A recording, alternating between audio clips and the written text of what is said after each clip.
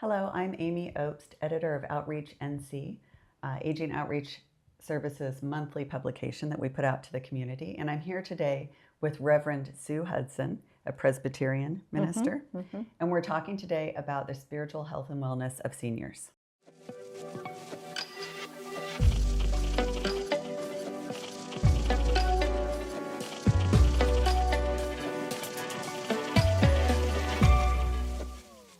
Welcome, Sue. Thank you. This is the first time I've met you. Yeah, I think it is. And there's nothing I'd rather speak about. So I was looking about, I was looking up your book. Okay. Several people have mentioned it to me. Okay. So I was reading about it, and I've got questions based on that, and then I'll probably sprinkle in some other questions because when I was reading your bio, Yes. I had a lot of, we've both lived overseas and in different countries, so I was drawn to your bio. I look forward to that. All right, so your book is a memoir of motherhood, mission, and ministry. Yes. Spirited Voyager. Right, and it's right here. Okay. And first, before we get started, tell me a little bit about how you got started in ministry work. Ooh, that goes way back. I think I felt called to be a minister from a young age, but I never knew a female minister. But I felt most safe to be my best self at church, and in particular, I was invited to be, and I was kind of shy, I think, a shy intellectual, didn't think I was gorgeous or, wonderful.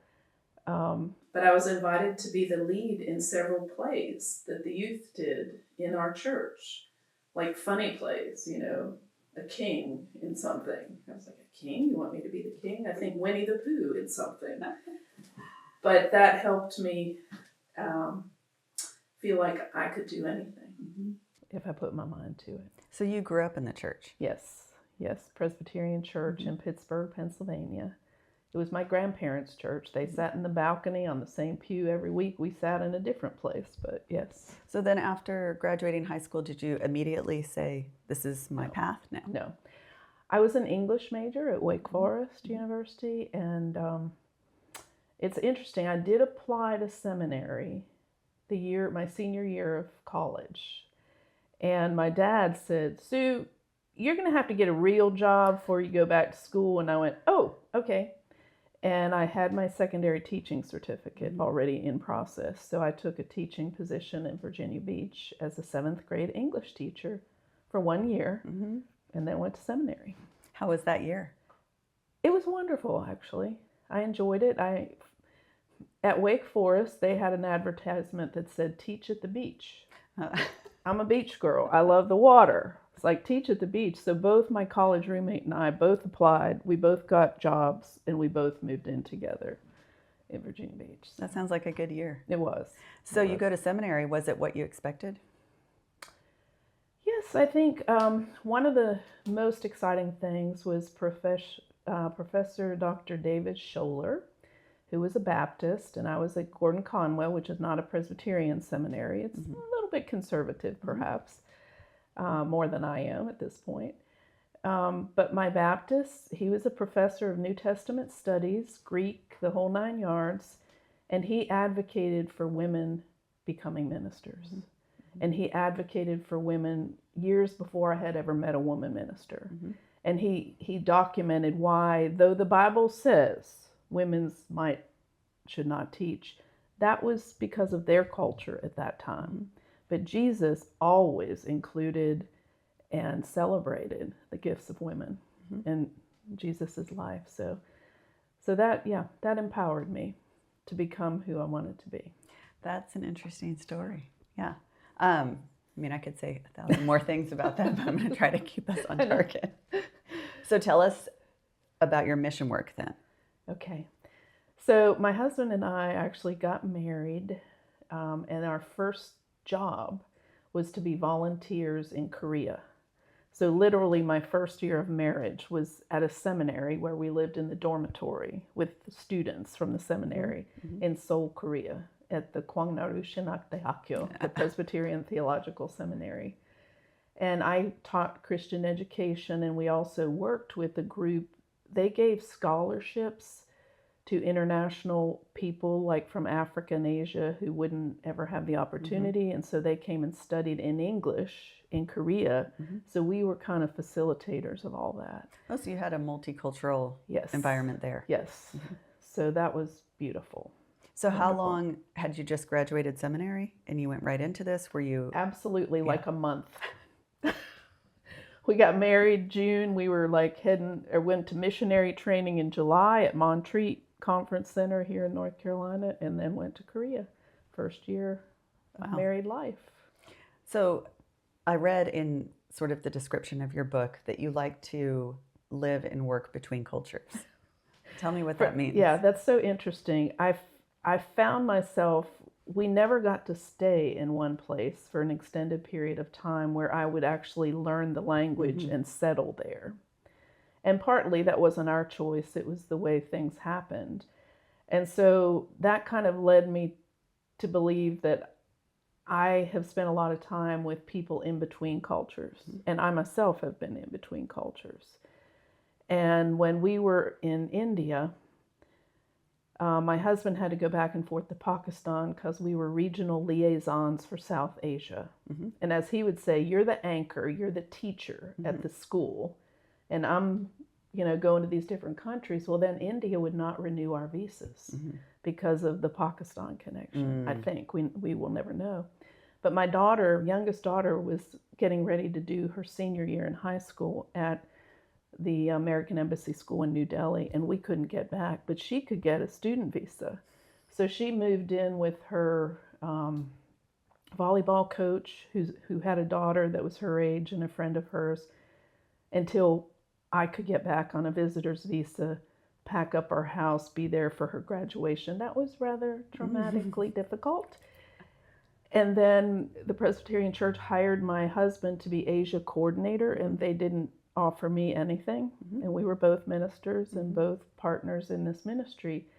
And I really felt left out and ignored. And I eventually went to the head of the whole Presbyterian Church USA, who was a woman, and told her that. I said, I just want you to know that we were a team. And then all of a sudden he's hired up, my daughter's in India, and I have no job. And that's when I pursued my Doctor of Ministry degree at Louisville Seminary, where my husband was working. And I was having a very low moment. I felt invisible, unloved. My kids were gone, and really felt abandoned. And I was at the Louisville Seminary campus, and this guy that was in one of my classes for the Doctor of Ministry named Adam Ruiz, he sat with me, like he found me one night just sitting like, oh my gosh, this is horrible. And he said, Sue, you're a minister. Yeah, I know. The people here, the Hispanic community in Louisville, are invisible and they're undocumented. And I wasn't really fully aware of all of the undocumented service that and so and I said, but I don't speak Spanish, Adam. And he said, I do. And I will partner with you. And so my whole Doctor of Ministry was about the borders, welcoming people at the borders. And it still almost gets me choked up that and I used to call Adam, he was a Doctor of Ministry in the same program, but he was in counseling, and he did a lot of counseling in Louisville, Kentucky, and he lived there, and he was bicultural. And he connected me, and I would tell him that he was my Jesus for a long time. And when I finally got over that, and he goes, I'm just so glad to not have to be Jesus anymore. Because he found me when I was broken.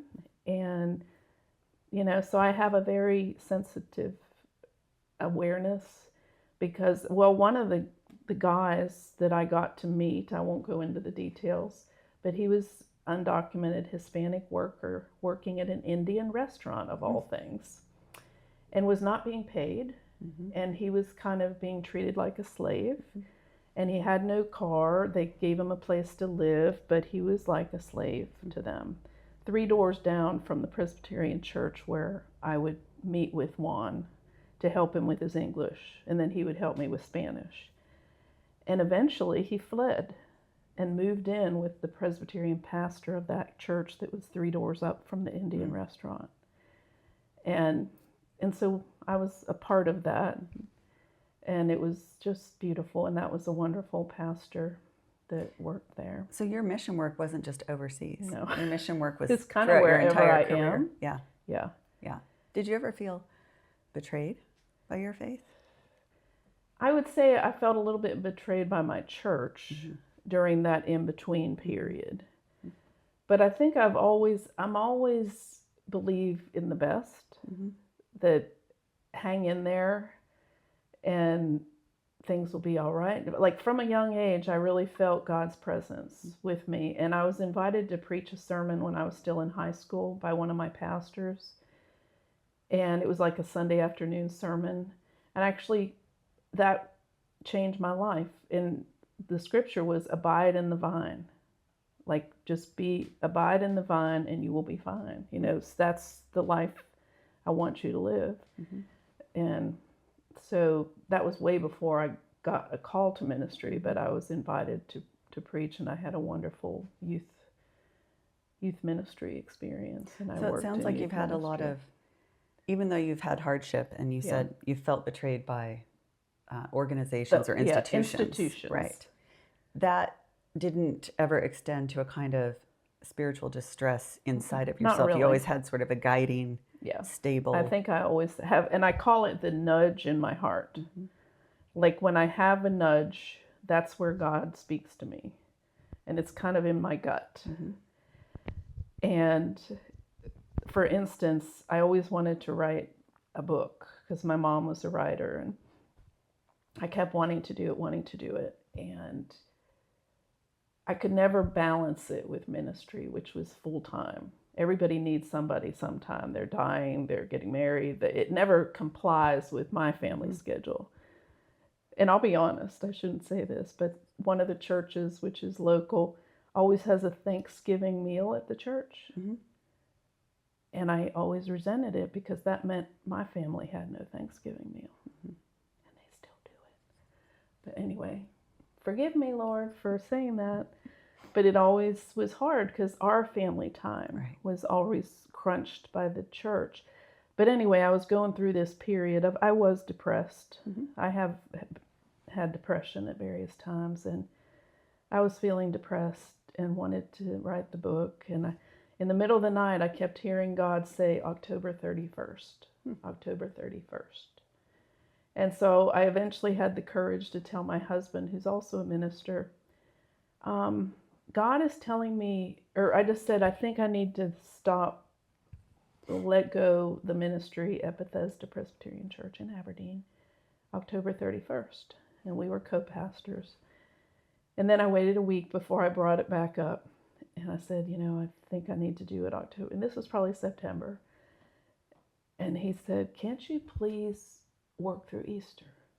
That would be the best thing for the church.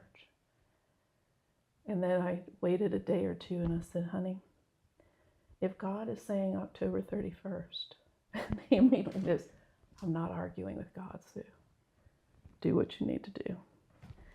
And so that's what I did. I had to say no to all of the ministry to say yes to my own story. And that was hard because I wasn't used to that. Because I feel like in the church and in life, we reward people for overworking. And that's not a good thing. People need rest. I took a whole class on Sabbath rest. And when God created the heavens and the earth, on the seventh day, God rested. For a pastor's family, there is no seventh day, unless you make it Monday or Tuesday, or but we actually didn't do that. I tried. You're speaking to two really important points. One is being able to listen to that internal cue or message or voice. And a lot of times when we're busy or when we've learned to ignore our own needs, we're not listening to that. And then being able to say no to something as the word divine is coming to me, but big and important. It's not like you're saying no to. And I have told many, many, many people in ministry, and I now feel called to support and love ministers and people who are in those leadership positions, telling them to take care of themselves. And I also say, no is a spiritual answer. No is a spiritual answer.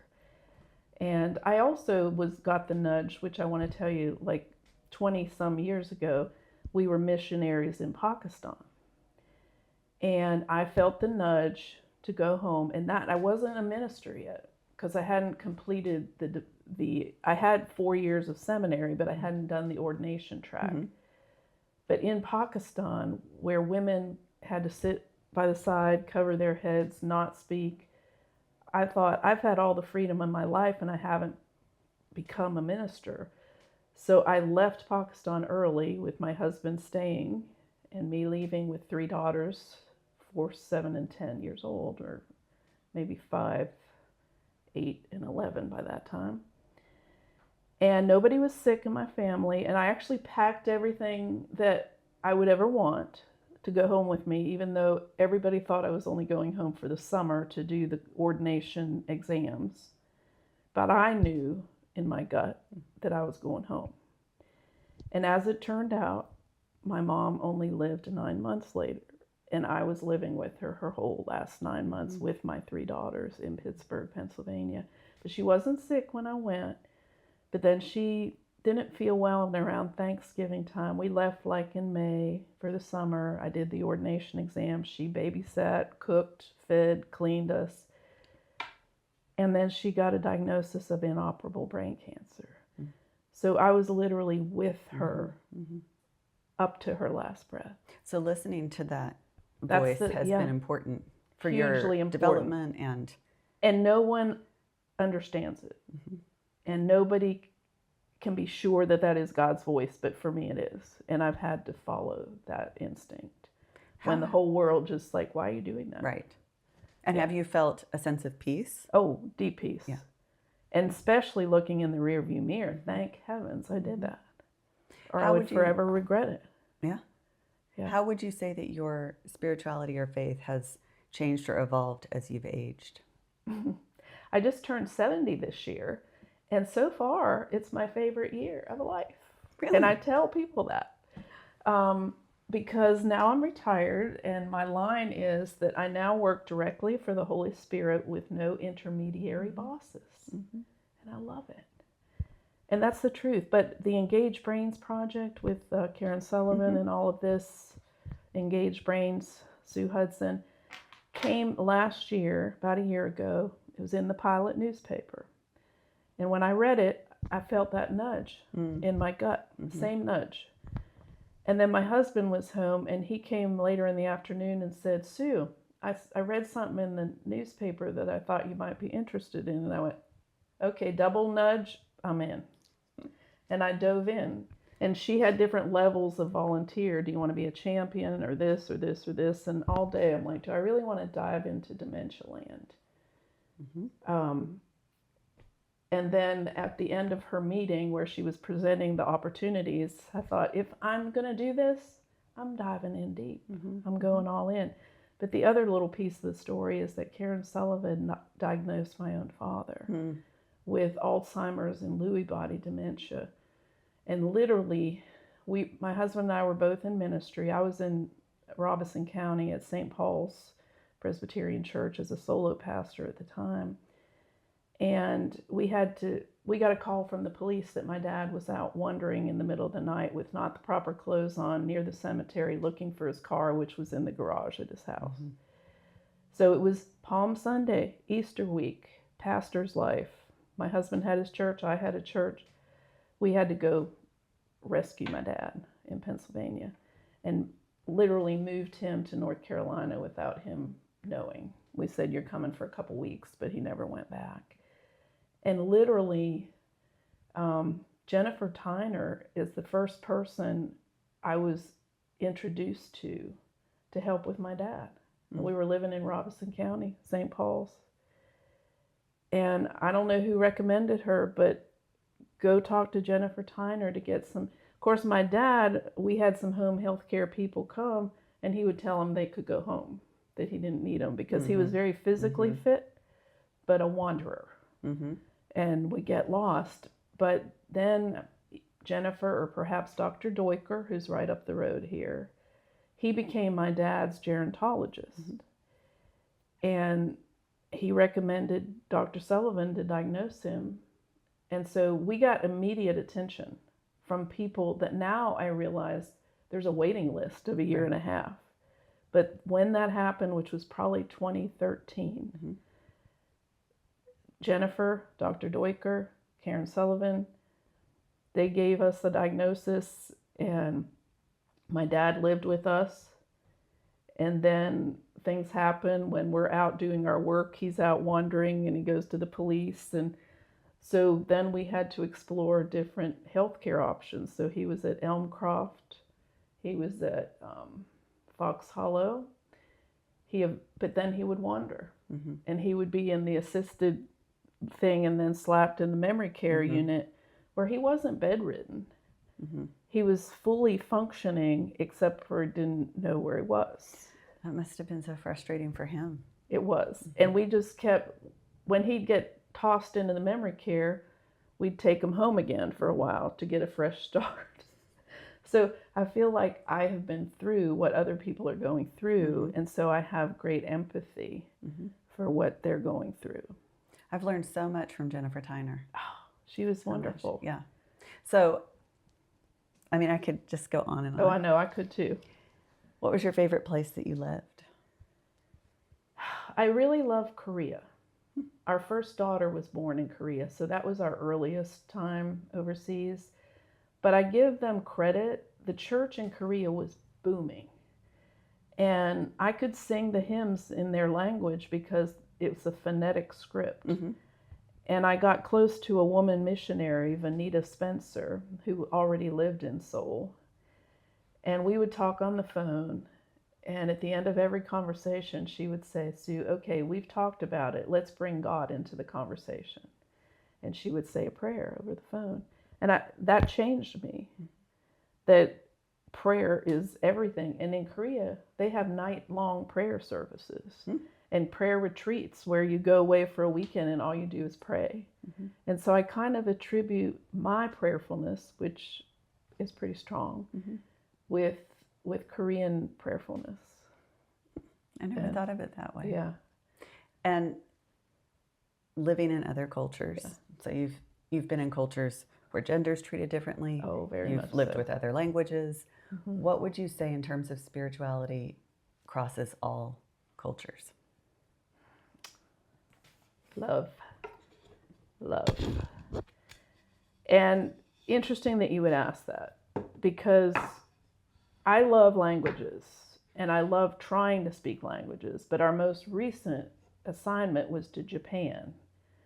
Just the past few years, my husband was there longer than me. I was there for 6 months because he kept saying, you need to go home so you can be the spiritual director that you are and get to know people. Because in Japan, they have 3 or 4 different writing scripts. So it's very hard language to learn, super hard. And so I really couldn't even pronounce it. But if they had Korean up on the train station, I could read the Korean and talk. But we recently went back to Japan to the Yodogawa Christian Hospital, which was started in the year 1955 by Presbyterian Women Birthday Offering. And I was born in 1955. So I look at Yodogawa Christian Hospital as my sister. And so when we went back, my husband gave one of the speeches at the 70th anniversary in July. We both went, they paid our way. And I bought these cards here in Southern Pines, Joanne Thornton, Southern Pines, North Carolina, and gave them to everybody because I knew that they could understand that word. It translates all cultures. We may do it slightly differently in different cultures. And now this has become my love language. And it's just show love, whether you know the language, don't know the language. Give people eye contact, slow down, listen to the best of your ability. And that's exactly what the Engaged Brains program is doing. Slow down. And the Engaged Brains is when people have brain change, some form of dementia, don't judge them by their diagnosis. Judge them by what is still remaining in them. And of course, this little caregiver guide has these gem states like diamond, sapphire, emerald, amber, ruby, pearl. And the focus is on what gem state is this person in, not what's their diagnosis. And that's actually why I bought this silly shirt that I'm wearing. It looks like little diamonds. And sapphire is kind of normal aging, so you're kind of at the normal aging sapphire shirt. And diamonds are when people are getting a little like critical, sensitive, and like sharp. If you feel a diamond, it can cut you because of the sharp edges. And so I literally bought this shirt because I thought that was funny. That there's still value, but be careful you don't get cut by the diamonds. Well, the interesting thing about diamonds is how strong they are. They are so strong, and the beauty they reflect. And I actually have a sister-in-law that is going through brain change without a diagnosis. And her daughter's got to handle it up in Roanoke, Virginia. And I recently sent her a picture of the different gem states. And I haven't talked to her about this. She's a social worker. And I said, which gem state do you think your mom might be in? And I showed her the little descriptions. And she said, between diamond and emerald. And that was exactly what I thought. And I thought, wow. Because the diamonds, you know, you're getting mad at people. You're not understanding. You think they're stealing your money. Right. All that razzmatazz. That's interesting because it gives a common language. It does. To something that we don't fully understand, right. And a lot of us don't speak about. Yeah, and this is a new language that I am learning too. And the pearl is when the person is at the most advanced stage of some form of brain change. And often they can even be like in a fetal position, laying in a bed. And like a pearl, it's got a hard shell and you can't see inside. But Teepa Snow, who wrote the book, talks about you can communicate still, but you have to go really slow, be really respectful, and don't expect words. And probably do it with a lot of love. With a lot of love.